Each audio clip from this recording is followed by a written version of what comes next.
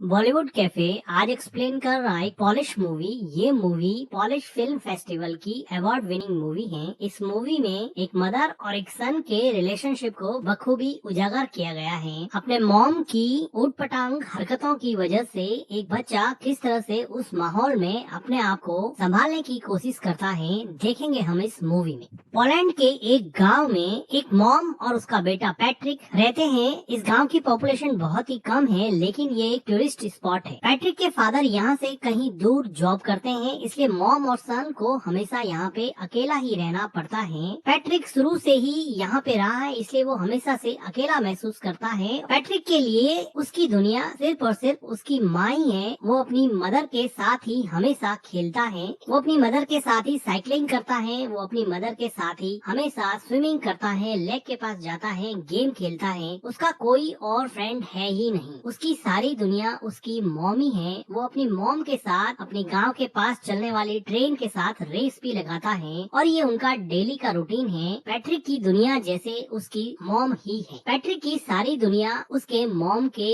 इर्द गिर्द ही घूमती है। पैट्रिक और उसकी मॉम का रिलेशन ठीक वैसा ही है जैसा हर किसी बच्चे का अपनी माँ के साथ होता है। वात्सल्य से भरा और प्यार से भरपूर इस रिलेशनशिप में किसी और की कोई जगह नहीं थी। लेकिन पैट्रिक की जिंदगी में खलबली तब मच गई जब इस गांव में आसपास के सभी लोग समर वेकेशन की वजह से अपने बच्चों को लेकर पिकनिक मनाने आने लगे और अपना समर वेकेशन व्यतीत करने के लिए यहाँ पे रुकने लगे। पैट्रिक तो किसी से भी क्लोज यहाँ पे हो ही नहीं पाया, क्योंकि वो शुरू से ही अकेला रहा था। उसको किसी से फ्रेंडशिप करने में भी बहुत प्रॉब्लम होती है। लेकिन वो देखता है कि उसकी माँ अब रात को रोज घर से बाहर जाने लगी है। पैट्रिक ने शुरुआत में इन सब चीजों से कोई रिएक्ट नहीं किया। पैट्रिक की मॉम को रोज शाम को एक कॉल आता और वो पैट्रिक को घर में अकेला छोड़ के ही चली जाती। पैट्रिक काफी देर तक इंतजार करता। कभी उसकी मॉम रात को घर लौटती नहीं थी और कभी देर रात को लौटती थी। वो थोड़ा सा टाइम पैट्रिक के साथ स्पेंड करती थी, लेकिन पैट्रिक को कल का बहाना देकर कि कल मैं तुम्हारे साथ पूरा दिन व्यतीत करूंगी और पैट्रिक को अकेला छोड़ देती। धीरे धीरे पैट्रिक अकेलेपन की वजह से एंजाइटी और डिप्रेशन का शिकार होने लगा। वो अपने अकेलेपन से कोप अप नहीं कर पा रहा था, क्योंकि उसके कोई फ्रेंड भी नहीं थे। अगले दिन वो देखता है कि उसके पड़ोस में कोई नई लड़की आई है, जो शायद अपना समर वेकेशन यहाँ बिताने के लिए पास में रहने लगी है। पैट्रिक उस लड़की से दोस्ती करने की कोशिश करता है, लेकिन टिपिकल टीनेजर की तरह वो लड़की उसको कोई रेस्पॉन्स नहीं देती है। अगले दिन पैट्रिक की मॉम जब फिर से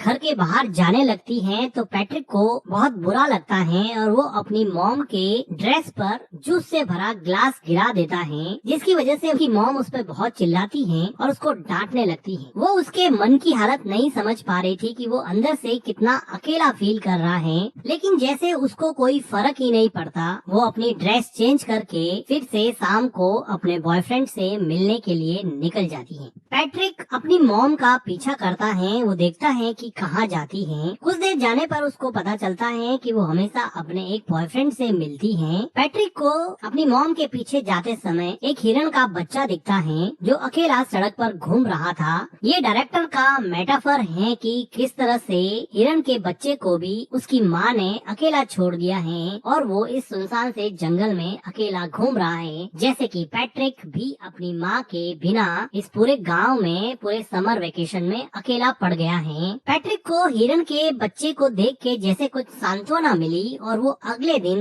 नए दोस्त बनाने के लिए तैयार हो गया। वो पास में आई लड़की माइका से बात करने लगा और थोड़ी देर एक दूसरे से बात करने के बाद में वो दोनों एक दूसरे के दोस्त बन गए। माइका बताती है कि उसके पेरेंट्स का डिवोर्स हो चुका है। वो खुद भी बहुत अकेला महसूस करती है। अब माइका और पैट्रिक में काफी दोस्ती हो जाती है और अब पैट्रिक वो सारी एक्टिविटी जो अपनी माँ के साथ किया करता था, साइकिलिंग करना, स्विमिंग करना और लेक के पास बैठ के टाइम स्पेंड करना, ये सारी चीजें अब वो माइका के साथ करने लगा। उसको माइका के साथ अब मजा आने लगा और अब वो अपने लोनलीनेस को और एंजाइटी को थोड़ा कम कर सकता है और अपना पेन माइका के साथ शेयर कर सकता है। उसको अभी अपने मॉम की कमी कम खलने लगी थी। अगले दिन पैट्रिक के घर पे वो लेडी आती है जिसके हस्बैंड के साथ पैट्रिक की मॉम का अफेयर चल रहा होता है। वो पैट्रिक को तो कुछ कह नहीं पाती है और उसकी मॉम उसके घर पे नहीं होती है, तो अकेली बैठ के वो बहुत रोती है। पैट्रिक एक वेल बिहेव बॉय की तरह उसको कुछ खाने को देता है। उसी शाम को पैट्रिक के डैड का कॉल आता है और पैट्रिक की मॉम उसके डैड से बात करते हैं। तो पैट्रिक की मॉम पैट्रिक को कहती है कि तुम अपने डैड को मेरे अफेयर के बारे में कुछ नहीं बताओगे, मैं तुम्हें वार्न करती हूँ। वो उससे कसम लेती है कि तुम अपने डैड को मेरे अफेयर के बारे में कुछ नहीं बताओगे। पैट्रिक कसम देता है कि मैं अपने डैड को आपके अफेयर के बारे में कुछ नहीं बताऊंगा। पैट्रिक को लगा कि ये बात मानने से उसकी मॉम उसके साथ ज्यादा टाइम स्पेंड करेगी, लेकिन उसकी मॉम को कोई फर्क नहीं पड़ने वाला था। पैट्रिक अब इतना परेशान हो चुका था कि वो मेन डोर की कीज भी छुपाने लगा। वो अपनी मॉम को जाने से रोकने लगा, लेकिन उसकी मॉम उसको मार के उससे लड़ झगड़ के भी अपने बॉयफ्रेंड से मिलने जाती थी। पैट्रिक चाहे अकेला बैठ के कितना भी परेशान हो, उसको जैसे कोई फर्क ही नहीं पड़ता। पैट्रिक के लिए अब एकमात्र सहारा उसकी नई नई दोस्त माइका थी, जिसके साथ वो काफी टाइम स्पेंड किया करता था और यहाँ के पिकनिक स्पॉट लेक में स्विम करता और वहाँ पर गेम खेलता। लेकिन उसकी ये खुशी ज्यादा दिन चलने वाली नहीं थी, क्योंकि माइका को यहाँ पर एक उनकी उम्र से काफी बड़ा लड़का परेशान कर रहा था। ऐसा लग रहा था कि माइका इस लड़के से बहुत डरती है। पैट्रिक इतना छोटा था कि इस गैंग से माइका को बचाने के लिए वो कुछ भी नहीं कर पाया, लेकिन उसको मन ही मन बहुत हर्ट हुआ, क्योंकि वो लड़का माइका को वार्न कर रहा था कि तुम इस लड़के से नहीं मिलोगी, तुम सिर्फ मेरे से ही मिलोगी। उसी रात को पैट्रिक अपनी मॉम का जब पीछा कर रहा था तो वो देखता है कि माइका और वो बड़ा लड़का एक दूसरे के साथ काफी टाइम स्पेंड कर रहे हैं, जिसको देखकर पैट्रिक को लगा कि अब उसकी जिंदगी वापस से अकेलेपन का शिकार होने वाली है। वो काफी मायूस हो जाता है। वो घर पर भी काफी टाइम तक अपनी मॉम का वेट करता। जब देर रात उसकी मॉम घर पे आती तो पैट्रिक उससे अपना टाइम मांगता, लेकिन वो थक हार के सो जाती और पैट्रिक उसकी मॉम के आने के बाद में भी अकेलेपन का ही शिकार रहता। अगले दिन सुबह पैट्रिक को माइका मिलती है और वो माइका को पूछता है कि क्या उस लड़के ने तुम्हारे साथ कोई जबरदस्ती की थी। तो माइका जैसे डर गई हो और वो डर के मारे वहाँ से भाग के घर में चली जाती है। पैट्रिक उसको जाके पूछता है कि हुआ क्या, मुझे ये तो बताओ। वो बिना कुछ बोले ही रोने लग जाती है। पैट्रिक को ऐसा लगता है कि उसके साथ जबरदस्ती की गई है। वो दौड़ के जाता है और उन लड़कों के ग्रुप में उस लड़के पे अटैक करता है, लेकिन एक छोटा बच्चा उससे कैसे लड़ेगा और वो बड़ा लड़का पैट्रिक को ओवर पावर कर देता है और पैट्रिक यहाँ पे कुछ नहीं कर पाता। थोड़ी देर बाद में माइका वापस पैट्रिक के पास आती है और उसको समझाने की कोशिश करती है कि हम दोनों अच्छे दोस्त बन सकते हैं, तुम इतना हर्ट क्यों हो गए हो। लेकिन पैट्रिक को डीप डाउन कहीं पे हर्ट हो गया था। वो वापस से माइका से बात ही नहीं करना चाहता था, क्योंकि वो ऑलरेडी अपनी मॉम से बहुत ज्यादा हर्ट था और जब माइका ने भी उसे हर्ट किया तो वो इमोशनली वायलेंट हो गया और वो अपने इमोशन को कंट्रोल नहीं कर पा रहा था। अपने गुस्से को, अपने फ्रस्ट्रेशन को माइका के ऊपर निकाल दिया और माइका को उल्टा सीधा बोला, जिसकी वजह से अब माइका को वापस हर्ट हुआ और अब माइका वहाँ से चली जाती है। पैट्रिक को बिल्कुल समझ में नहीं आ रहा था, क्योंकि वो छोटा सा बच्चा था, उसको समझ नहीं आ रहा था कि इन सब सिचुएशन से कैसे निकले। उसकी मॉम उसको बिल्कुल भी सपोर्ट नहीं करती थी, ना उसको गाइड करती थी। उसके आसपास कोई भी पेरेंटल गाइडेंस नहीं होने की वजह से वो अपनी ही दुनिया में जो उसको समझ में आता वो करता जाता और उसके अंदर अनस्पोकन इमोशंस का एक ऐसा गुब्बार बना, जिसकी वजह से वो बुरी तरह से फ्रस्ट्रेट हो गया। उसी रात को पैट्रिक की माँ घर पे रोती हुई आती है। ऐसा लग रहा था कि उसके बॉयफ्रेंड के साथ उसका झगड़ा हुआ है या फिर ब्रेकअप हो गया है। पैट्रिक की मॉम काफी दिनों तक उदास रहती है, लेकिन पैट्रिक अपनी मॉम को अपने पास में देख के काफी खुश रहने लगा है। वो अपनी मॉम की काफी केयर करता है। एक रात अचानक उसके डैड वापस लौट आते हैं और दोनों के लिए बहुत सारे गिफ्ट लाते हैं। पैट्रिक को अब लगा कि अब उसका समर वेकेशन बहुत अच्छे से निकलेगा, क्योंकि उसके डैड ने उसे प्रॉमिस किया था कि मैं समर वेकेशन तुम्हारा साथ में बिताऊंगा। अब एक अच्छी फैमिली की तरह खूब अच्छा टाइम स्पेंड करते हैं और पैट्रिक अपने मॉम और डैड को एक साथ देख के बहुत खुश होता है और उसका लोनलीनेस जैसे धीरे धीरे गायब होने लगा था। उसकी एंजाइटी कम होने लगी थी। तो एक रात पैट्रिक के डैड चेस खेलते हुए उससे पूछते हैं कि क्या तुम्हारी मॉम मेरे जाने के बाद में किसी से मिलती थी या रात को लेट आती थी। लेकिन पैट्रिक पैट्रिक ने अपनी मॉम को प्रॉमिस किया था कि वो उसका राज किसी को नहीं बताएगा, इसलिए वो अपने डैड को अपनी मॉम के अफेयर के बारे में कुछ नहीं बताता है। लेकिन उसके डैड को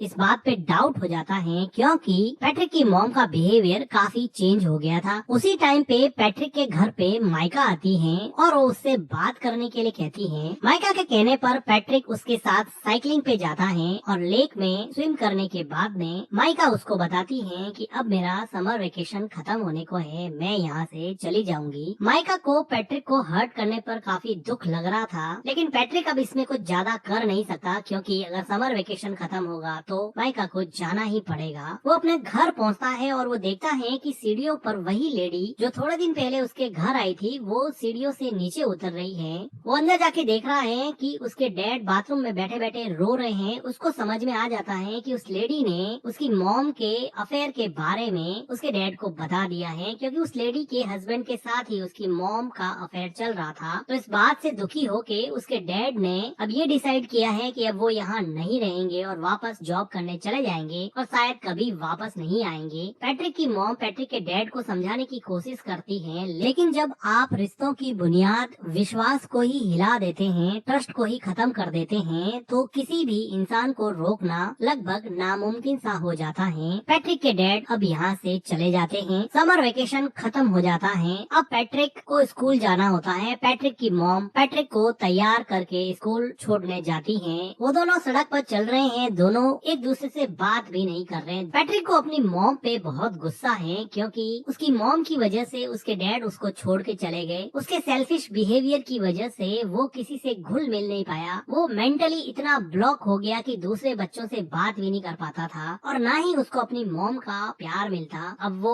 रेलवे ट्रैक को क्रॉस करने वाले हैं। उसकी मॉम आगे जा रही है, बच्चा पीछे छूट जाता है, जो कि डायरेक्टर का मेटाफर है कि आप अपनी जिंदगी में आगे बढ़ रहे हो और बच्चों को आपने पीछे छोड़ दिया है। और इन दोनों के बीच में न जाने कौन सा इमोशनल आउटबर्स्ट रूपी ट्रेन आके आपके सपनों को, आपके अपनों को कब कुचल दे पता नहीं चलेगा। उसकी मॉम पीछे मुड़ के देखती है कि पैट्रिक पीछे रह गया है। वो ट्रेन को देख के डर जाती है, रोने लगती है कि उसके बच्चे का क्या होगा। अचानक से ये मोमेंट उसको रियलाइज कराता है कि उसकी जिंदगी में कौन इम्पोर्टेंट है, उसकी जिंदगी का अहम हिस्सा कौन है। वो आदमी जिसको वो रोज मिलने जाती है, या फिर वो हस्बैंड और उसका बेटा जो हमेशा उसके साथ थे, साथ खड़े थे। वो खूब रोती है। उसको रियलाइज होता है कि शायद उसकी जिंदगी का ट्रैक अब उसे चेंज करना पड़ेगा। और इसी के साथ ये मूवी एंड हो जाती है। मूवी का एक्सप्लेनेशन अगर आपको अच्छा लगा हो तो वीडियो को लाइक कीजिए, हमारे चैनल को सब्सक्राइब कीजिए एंड थैंक यू फॉर